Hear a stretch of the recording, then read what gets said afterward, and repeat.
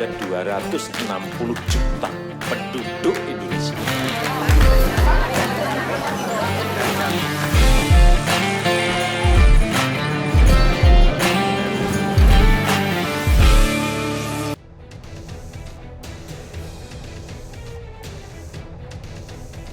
Sepak bola merupakan salah satu olahraga terfavorit di dunia. Bagaimana tidak, olahraga ini memiliki banyak sekali penggemar dan dimainkan oleh hampir seluruh penduduk bumi. Eropa dan Amerika Latin menjadi kawasan yang kerap menciptakan klub dan pemain yang sangat cemerlang dan memiliki euforia penonton yang sangat tinggi.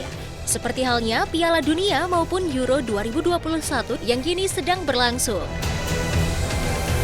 Namun di balik euforia sepak bola, ternyata ada tragedi kelam yang pernah terjadi dan dikenang hingga saat ini untuk menghormati peristiwa tersebut. Selengkapnya dalam Top Files berikut ini. Pesawat Timnas Zambia 1993. Pada tahun 1993, Timnas Zambia diharuskan bertandang ke Dakar untuk menghadapi Timnas Senegal dalam piala lanjutan Piala Dunia. Namun sayangnya pesawat militer yang mereka tumpangi mengalami kecelakaan saat melintas di Samudra Atlantik. Pesawat naas tersebut menumpangi seluruh pemain, staf, dan kru lainnya yang melakukan take off dari kota Libreville, Gabon. Pada akhir evakuasi, seluruh penumpang tersebut dinyatakan tewas dan dikenang sebagai tragedi kelam Timnas Zambia. Peristiwa Stadion Heysel. Dalam pertandingan final Piala Eropa tahun 1985, Juventus dan Liverpool bertarung memperebutkan tahta Raja Eropa di Stadion Heysel, Brussels, Belgia. Sesaat sebelum pertandingan, supporter masing-masing klub kedapatan ricuh hingga menimbulkan pertikaian. Dilansir BBC, fans Liverpool berusaha melewati dinding pembatas yang memisahkan kedua klub supporter. Akibatnya dinding itu runtuh dan menimpa orang-orang yang berada di dekatnya. Sedikitnya 39 orang supporter tewas di tempat akibat reruntuhan tersebut. Peristiwa Munich Air Manchester United. Tragedi kelam juga pernah dialami klub Liga Inggris Manchester United. Pada tahun 1958, Manchester United bertandang ke markas Red Star Belgrade dalam lanjutan Piala Eropa. Mereka berhasil mengalahkan tuan rumah dan memastikan lolos ke partai puncak. Namun sayangnya di hari pertandingan ketika sebelumnya pesawat yang ditumpangi pemain setan merah ini, pesawat mengalami kegagalan sistem dan terjatuh sesaat setelah take off di Bandara Munich. Alhasil sekitar 23 pemain Manchester United diantaranya 8 pemain legenda tewas akibat kecelakaan tragis tersebut. Fans klub sepak bola ini pun sangat berduka dan selalu mengenang dan memperingati peristiwa naas ini. Peristiwa parasut di Euro 2020. Yang terbaru datang dari peristiwa yang hampir mencelakai pelatih timnas Prancis Didier Deschamps. Sebelum pertandingan lanjutan grup F Prancis kontra Jerman, seorang aktivis Greenpeace melakukan atraksi parasut dan mencoba mendarat di tengah lapangan. Namun celakanya parasut yang dikemudikan menabrak kamera udara atau spider cam, yang kemudian membuat dirinya hilang kendali dan menabrak tribun serta 2 orang di bawahnya. Salah satu korban tersebut merupakan pelatih Prancis, Didier Deschamps. Akibat peristiwa tersebut, sang pelatih dikabarkan mengalami memar akibat pecahan puing-puing tribun sebelum sang pilot mendarat keras di tengah lapangan. Selain itu, peristiwa kolapsnya pemain Denmark Christian Eriksen juga menjadi momen menakutkan bagi penonton di pertandingan Denmark kontra Finlandia. Eriksen tiba-tiba terjatuh dan mengalami kejang-kejang hingga tak sadarkan diri. Diketahui Eriksen mengalami gagal jantung dan hampir menewaskan nyawanya. Berita terakhir menyatakan Eriksen mengalami peningkatan kesehatan setelah dirawat secara intensif di rumah sakit.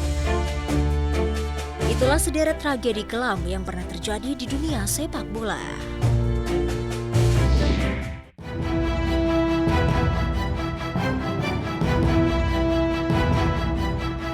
Tak hanya tragedi di ajang Euro yang berhasil menyita simpati banyak orang, namun kini masyarakat dunia sedang dihadapkan dengan tragedi lain yang tak jauh berbeda dengan perhelatan akbar sepak bola, yakni Piala Dunia 2022. Dikabarkan dari media Inggris Guardian, sepanjang durasi pembangunan mega proyek Piala Dunia 2022 yang rencananya akan dihelat di negara Teluk Kaya Raya itu, terungkap sedikitnya telah menelan korban 6.500 pekerja migran demi menciptakan pengalaman berkesan untuk tim sepak bola, supporter, dan tentunya korporat. Selama satu dasawarsa terakhir, Qatar telah menyiapkan diri sebagai tuan rumah Piala Dunia 2022 dengan membangun stadion dan fasilitas penunjang seperti seperti jalan raya, jaringan kereta, pelabuhan, bandara hingga rumah sakit yang kabarnya meraup biaya sampai 200 miliar US dollar. Tapi dari kemegahan persiapan itu ada hal miris yang tak terlihat oleh mata banyak orang, yaitu meninggalnya 6.500 buruh migran yang terdiri dari 5.927 migran asal India, Bangladesh, Nepal, dan Sri Lanka selama 2011 hingga 2020. Ditambah dengan korban jiwa dari Pakistan antara tahun 2010 hingga 2020. Sejak 2019, Human Rights Watch pun telah meminta otoritas Qatar untuk merilis data lengkap tentang kematian pekerja migran selama 6 tahun terakhir. Namun demikian, sampai hari ini belum tersedia data yang spesifik dari pemerintah Qatar. Hal itu menyebabkan proses verifikasi terkendala tentang berapa banyak dan penyebab pasti dari kematian para buruh migran. Sementara itu, media Guardian dapat memastikan bahwa setidaknya 37 kematian berkaitan langsung dengan pembangunan stadion sepak bola di Qatar untuk Piala Dunia 2022. Ada pula studi di Cardiology Journal tahun 2019 yang mengungkapkan alasan kematian para buruh migran sepanjang tahun 2009 hingga 2017 yang berkaitan dengan paparan panas matahari. Suhu tinggi diketahui menimbulkan tekanan hebat pada sistem kardiovaskular manusia yang bisa mengarah pada serangan jantung fatal atau gangguan jantung lainnya. Selain itu, pihak Guardian juga mengkritik tindakan Qatar yang tak serius dalam menanggapi sindrom mati mendadak di kalangan pekerja migran. Terbongkarnya angka kematian pekerja migran demi Piala Dunia 2022 mengingatkan kita pada kenyataan tentang Qatar dan para migran, di mana negara tersebut merupakan satu di antara banyak negara yang memiliki produk domestik bruto per kapita tertinggi di dunia. Tapi pada waktu bersamaan, banyaknya penduduk Qatar yang datang dari kawasan Asia Selatan dan merupakan migran ini menjadi kelompok yang rentan dieksploitasi, dan salah satu kasus yang banyak ditemukan adalah dalam dunia konstruksi.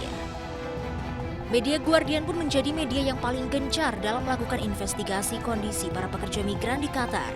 Sejak 2013, mereka telah melaporkan adanya dugaan eksploitasi terhadap pekerja migran asal Nepal di proyek-proyek penunjang Piala Dunia. Dengan upah yang ditahan berbulan-bulan, penyitaan paspor, akomodasi tak layak, serta berbagai penindasan lain di tempat kerja. Di bawah berbagai tekanan internasional, otoritas Qatar pun berusaha membenahi sistem kerja mereka. Hingga di tahun 2020, pemerintah Qatar membuat 2 gebrakan dengan membatalkan surat izin keluar yang sebelumnya mempersulit migran untuk berhenti bekerja, dan juga pemberlakuan aturan upah minimal 1.000 riyal Qatar per bulan atau hampir senilai dengan 4 juta rupiah.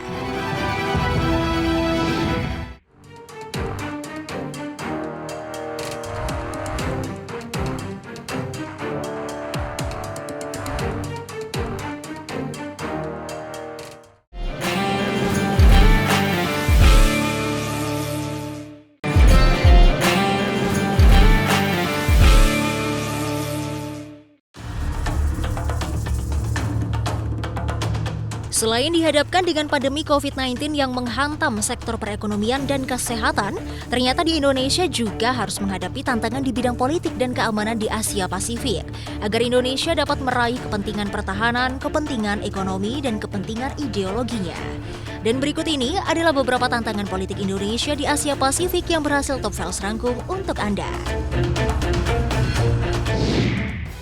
Pertama, Indonesia harus tetap tegas dalam menjalankan prinsip bebas aktif dengan menolak untuk berpihak pada aktor besar manapun. Hal ini demi menciptakan keseimbangan kekuatan di kawasan Asia Tenggara dan mempertahankan sentralitas ASEAN. Meskipun tidak terlibat dalam sengketa Laut Cina Selatan, Indonesia harus terus mendesak semua pihak yang bertikai untuk mematuhi hukum laut internasional, termasuk menolak secara tegas 9 garis putus-putus alias 9 dash line yang selama ini dijadikan dasar klaim historis Cina di Laut Cina Selatan.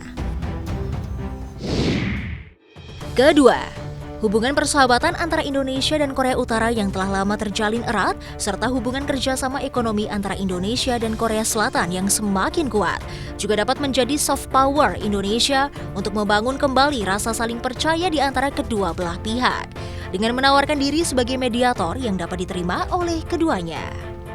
Indonesia juga dapat memanfaatkan legitimasi kepemimpinannya dalam berdiplomasi di Konferensi Asia Afrika untuk membangun kembali norma dan rasa saling percaya antara Korea Utara dan Korea Selatan. Hal tersebut dilakukan demi terciptanya perdamaian di semenanjung Korea.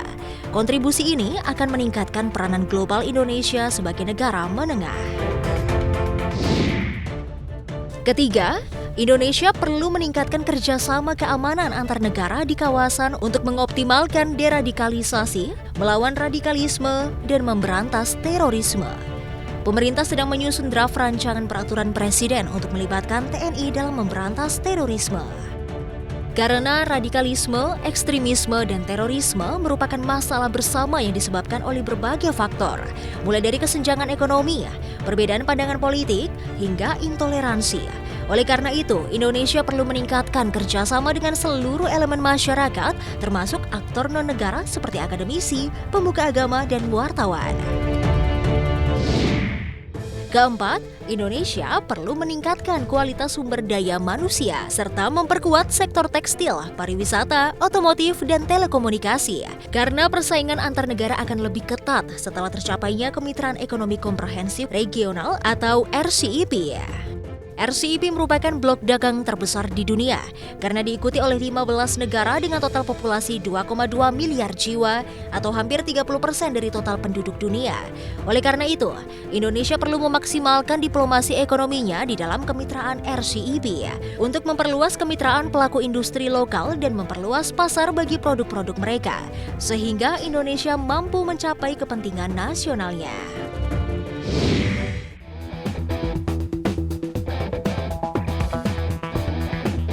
Jika Anda menggemari langit malam dan penjelajahan luar angkasa, mulailah membuat rencana dari sekarang, karena di tahun 2021 ini akan penuh dengan peristiwa astronomi yang menarik dan indah untuk dinikmati semua orang.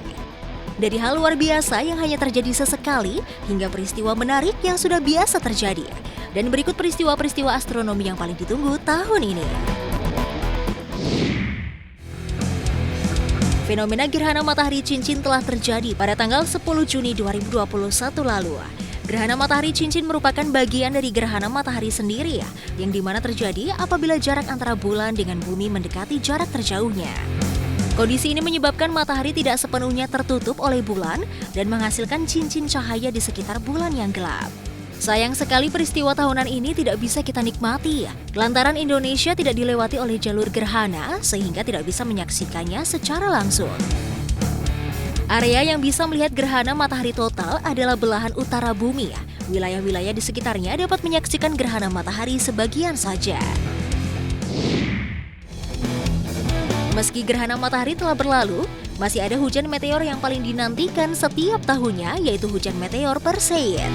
Hujan meteor Perseid merupakan debu atau serpihan yang ditinggalkan oleh komet Swift-Tuttle yang menyelesaikan satu putaran orbit mengelilingi matahari setiap 133 tahun. Karena perjalanan bumi mengitari matahari berlangsung dalam periode tertentu, maka pertemuan antara bumi dengan lintas orbit komet akan terjadi di waktu yang sama setiap tahun. Di tahun ini, fenomena hujan meteor akan memuncak pada tanggal 13 Agustus. Hujan meteor Perseid begitu ditunggu karena ia akan menyuguhkan 75 hingga 100 meteor per jamnya. Namun tenang saja, fenomena ini dapat disaksikan di seluruh belahan dunia. Diperkirakan di malam tersebut, langit akan tampak gelap sehingga hujan meteor tampak lebih jelas. Fenomena alam bernama Blue Moon atau bulan biru akan muncul di langit bumi pada 22 Agustus 2021 mendatang. Peristiwa ini terbilang langka karena hanya terjadi sekitar 2 hingga 3 tahun sekali. Blue Moon bukan berarti bulan berubah warna menjadi biru, namun bulan biru sendiri merupakan peristiwa munculnya bulan purnama kedua yang terjadi dalam satu bulan yang sama. Peristiwa yang menandai bulan biru adalah saat purnama. Penghitungan ini biasanya umum digunakan di negara-negara 4 musim. Sehingga wajar Indonesia sebagai masyarakat ekuator tidak familiar dengan fenomena yang satu ini. Planet Venus bisa dinikmati dari wilayah Indonesia tahun ini karena planet Venus akan berada di titik elongasi terbesar pada tanggal 19 hingga 29 Oktober 2021 nanti. Biasanya kedudukan Venus di langit bumi selalu dekat dengan matahari sejak orbitnya terletak lebih dekat ke matahari dibanding bumi. Namun, saat di titik elongasi terbesar, planet Venus bisa diamati dengan jelas. Hal ini merupakan saat di mana sebuah benda langit menempati titik terjauh dengan matahari. Dampaknya, planet tersebut akan muncul seperti bintang yang bersinar terang di langit sore setelah matahari terbenam. Selain penampakan yang langka, momen tersebut bagus dimanfaatkan untuk observasi. Menutup tahun 2021 nanti, kita bisa menyaksikan puncak hujan meteor Geminid, tepatnya pada tanggal 13 hingga 14 Desember 2021. Hujan meteor Geminid adalah hujan meteor yang titik radian atau titik asal munculnya batuan tersebut berada di konstelasi Gemini. Fenomena ini merupakan hujan meteor terbesar sepanjang tahunnya, sebab akan ada 120 meteor per jamnya. Ketika peristiwa ini terjadi, langit akan tampak sangat ramai dengan garis-garis jalur meteor. Tak hanya itu, Gemini juga mudah ditemukan dan tak harus menggunakan teleskop untuk menyaksikannya. Hujan meteor Gemini juga dapat disaksikan di seluruh dunia. Hujan meteor yang terjadi selama fase bulan baru, yang berarti malam tanpa bulan, sehingga lebih mudah untuk melihat meteor saat melewati langit. Itulah beberapa peristiwa astronomi yang dapat dinikmati pada tahun ini. Fenomena manakah yang Anda nantikan?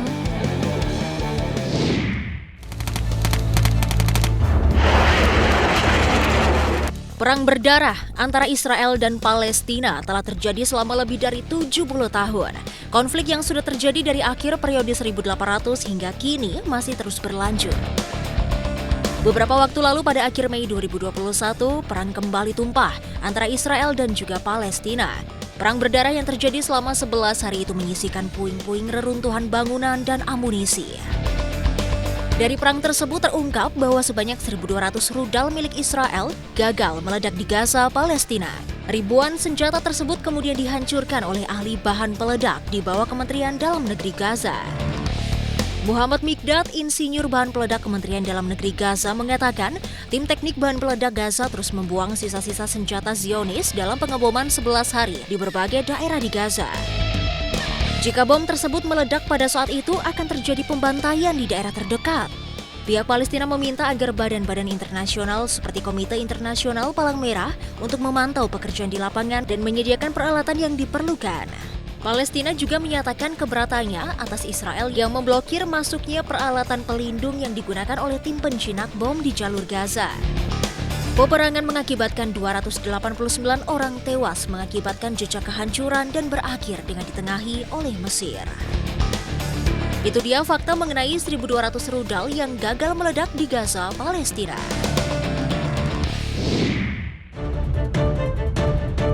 Di Aceh, seorang asisten Maho terluka usai diserang gajah jantan liar saat sedang memindahkan gajah betina jinak di Conservation Response Unit CRU Cotgirek Aceh Utara, Aceh.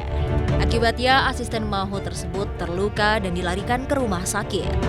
Inilah satu ekor gajah liar jantan yang digiring oleh tim CRU ke dalam kawasan hutan Cotgirek Aceh Utara dan menjadi viral di media sosial. Gajah liar tersebut diyakini menyerang Rizky, 21 tahun asisten Mahot saat sedang memindahkan gajah jinak Avan, 38 tahun ke tempat lain. Peristiwa naas itu terjadi saat korban sebagai asisten Mahot sedang melepas ikatan rantai di kaki gajah jinak untuk dipindahkan. Namun dalam waktu seketika seekor gajah liar jantan menyerang dari arah belakang korban hingga membuat korban terjatuh dan terluka di lengan sebelah kanan dan langsung berteriak minta tolong sambil berusaha berlari menyelamatkan diri. Saat itu juga satu orang asisten Mahot lainnya yang juga sedang mengurus gajah jinak lainnya datang membantu korban dan berusaha mengusir gajah liar tersebut bersama gajah betina Avan hingga meninggalkan lokasi. Saat ini satu ekor gajah jantan liar tersebut berhasil digiring masuk hutan, namun proses pemantauan tetap dilakukan oleh petugas CRU Cotgirek. Sementara korban Rizky juga telah ditangani secara medis di rumah sakit setempat dan kini telah dibawa pulang ke rumahnya untuk proses rawat jalan.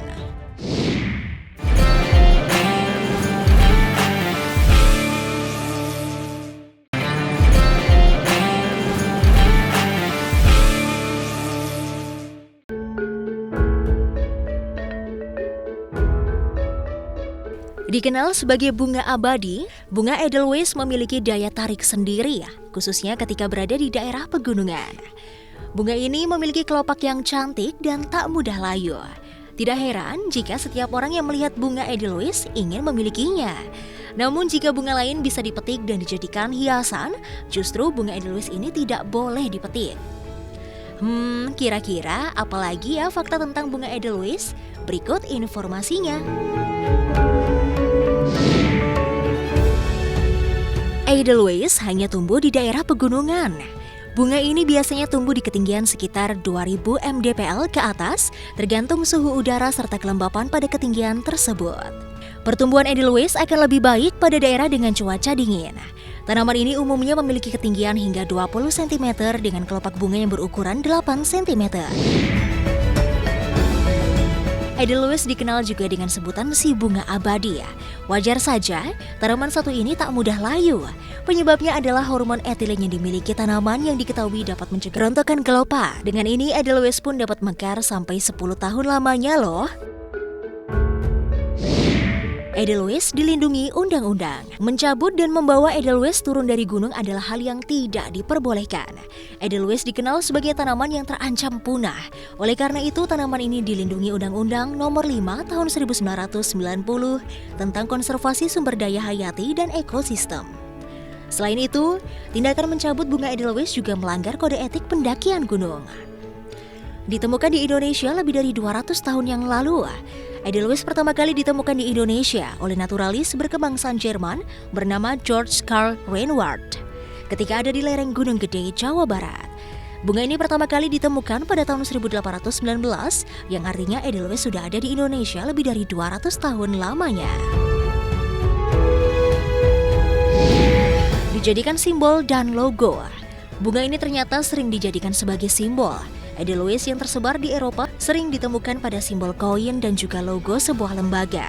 Kalau di Indonesia, bunga Edelweiss Jawa pernah dijadikan gambar pada perangko oleh Pos Indonesia di tahun 2003. Edelweiss terancam punah. Meski sudah ada ancaman tegas terhadap mereka yang memetik bunga Edelweiss di alam, namun beberapa masyarakat tetap nekat. Keberadaan Edelweiss tentu saja terancam punah. Di tahun 1988, terdapat 636 batang tercatat telah diambil dari Taman Nasional Gunung Gede, Pangrango, salah satu tempat perlindungan terakhir bunga Edelweiss. Sementara itu di daerah Bromo, Edelweiss dikabarkan telah punah. Edelweiss dapat dibudidayakan. Saat ini Edelweiss bisa dibudidayakan, contohnya yang ada di dataran tinggi Dieng, juga di desa wisata Edelweiss, Desa Wonokitri, Kabupaten Pasuruan, Jawa Timur. Edelweiss dibudidayakan oleh petani dengan cara menanam anakan yang tumbuh dari biji dan tersebar di sekitar pohon induknya serta ditanam di media tanah liat berkapur atau berpasir dengan kesamaan tanah antara 4-7.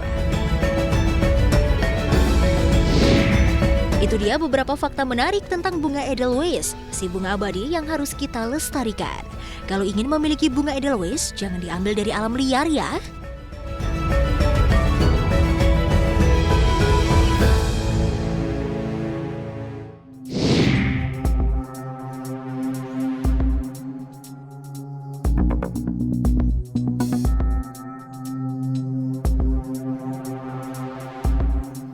Pemirsa, siapa yang tidak mengenal mendiang Putri Diana?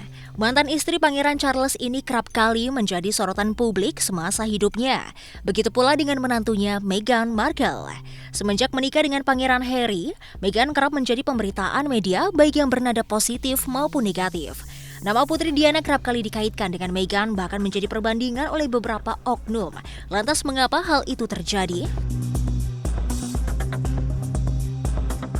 Pemberitaan media yang kerap menyorot sang istri rupanya membuat Pangeran Harry gerah. Pada awal tahun 2020 lalu, ia memutuskan keluar dari kerajaan Inggris bersama dengan Meghan dan anak sematawayangnya Archie. Saat mengumumkan hal itu, Pangeran Harry menulis sebuah surat pernyataan yang dimana salah satu isinya adalah membandingkan kondisi yang dialami Meghan saat ini kurang lebih mirip seperti yang dialami sang ibunda dahulu, yaitu Putri Diana. Dalam hal hubungan dengan media, Putri Diana dan Meghan Markle memiliki perbedaan yang signifikan. Menurut penulis kerajaan, Katie Nicholl, Putri Diana merupakan ikon kerajaan. Ia dikenal luas secara internasional. Namun perhatian yang diterimanya tidak selalu positif. Meski terkadang ia memiliki hubungan yang sangat baik dengan pers, di lain waktu ia disebut mengeluh tentang media karena dinilai mengganggu. Namun di sisi lain, Meghan Markle justru telah menutup blog pribadinya setelah menjadi keluarga kerajaan. Sebagian besar wawancara Meghan saat ini juga berkaitan dengan pekerjaan amalnya. Menjadi orang penting dalam kerajaan tak terlepas dari incaran paparazzi. Dalam sebuah film dokumenter, Pangeran Harry berbicara tentang kematian Putri Diana yang berkaitan dengan peran paparazzi itu sendiri. Ia mengatakan salah satu hal yang paling sulit untuk diterima adalah kenyataan bahwa orang-orang yang mengejarnya ke dalam terowongan adalah orang yang sama, yang mengambil foto-foto ia sekarat di kursi belakang mobil saat di mana kecelakaan yang merenggut nyawa Putri Diana. Sebelum kecelakaan pada 30 Agustus 1997, sekitar pukul 23.30 waktu setempat, Putri Diana dan kekasihnya Dodi Fayed meninggalkan Ritz Hotel. Mereka keluar lewat belakang hotel untuk menghindari paparazzi. Usaha Diana dan Fayed melarikan diri tak berhasil. Paparazzi tetap membuntuti mereka yang malam itu hendak menuju apartemen Fayed. Hingga akhirnya kecelakaan tragis itu menimpa mobil yang mereka tumpangi. Berkaca dari kejadian yang menimpa sang ibunda, tampaknya Pangeran Harry saat ini muak dengan media karena cerita yang mengkritik sang istri Meghan Markle. Namun sang penulis kerajaan percaya bahwa Meghan Markle tidak dibuntuti oleh paparazzi seperti Putri Diana. Beberapa orang menganggap Meghan Markle ingin mendapatkan perhatian yang berbanding terbalik dengan Putri Diana. Hal ini disebut-sebut lantaran Meghan dahulunya merupakan selebriti. Namun sekali lagi penulis kerajaan tidak setuju dengan pendapat ini. Ia mengatakan bahkan Meghan dahulu tidak mendapatkan perhatian sebanyak ini meski sebagai selebriti. Dari hal hubungan dengan media, Meghan Markle terkesan ingin mendapatkan perhatian bak Putri Diana pada semasa hidupnya. Hal tersebutlah yang membuat beberapa oknum membanding-bandingkan kedua menantu kerajaan Inggris tersebut. Sudah menjadi resiko bagi seorang putri kerajaan mendapatkan banyak sorotan hingga berita miring tentang dirinya.